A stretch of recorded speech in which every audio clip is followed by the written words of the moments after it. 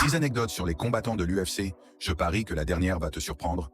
Numéro 1, Khabib Nurmagomedov et l'ours. Quand il était enfant, Khabib Nurmagomedov s'entraînait en lutte contre un véritable ours. Une vidéo célèbre montre un jeune Khabib, âgé d'environ 9 ans, en train de lutter contre un petit ours sous la supervision de son père. Cette méthode unique a forgé son incroyable capacité à dominer ses adversaires au sol. Numéro 2, Forrest Griffin et l'appel téléphonique improbable. Forrest Griffin, vainqueur de la première saison de The Ultimate Fighter, a failli ne pas participer au show. Il hésitait à accepter l'offre, mais après un appel de Dana White, le président de l'UFC qui lui a promis que ça changerait sa vie, il a accepté. Résultat, il a livré un combat mythique contre Stéphane Bonnar, qui est considéré comme l'un des moments les plus importants de l'histoire de l'UFC. Numéro 3, Conor McGregor et la prophétie autoréalisatrice. Avant son combat contre José Aldo pour le titre des poids plumes en 2015, Conor McGregor avait prédit avec précision comment il allait le mettre KO. Il a dit à plusieurs reprises qu'il esquiverait une attaque d'Aldo et le frapperait avec un contre du gauche. Résultat, il a mis Aldo KO en seulement 13 secondes, réalisant exactement ce qu'il avait annoncé. Numéro 4, Derrick Lewis et son drôle de moment après un KO.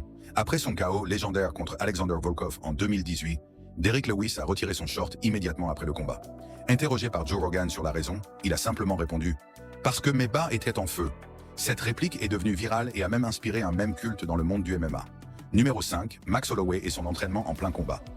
Lors d'un combat contre Ricardo Lamas en 2016, Max Holloway, alors en totale confiance, a pointé du doigt son adversaire dans les dernières secondes du combat pour lui faire signe de venir échanger des coups dans un pur duel de boxe.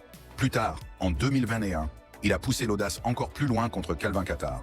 Tout en évitant des coups, il criait « Je suis le meilleur boxeur de l'UFC », tout en regardant les commentateurs sans même prêter attention à son adversaire. Numéro 6, Yoel Romero et sa récupération divine.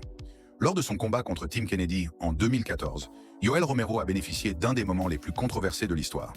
Après avoir été presque fini à la fin du deuxième round, il a pris un temps de repos anormalement long sur son tabouret avant le troisième round à cause d'une confusion avec les officiels. Résultat, il a récupéré et a mis Kennedy KO juste après.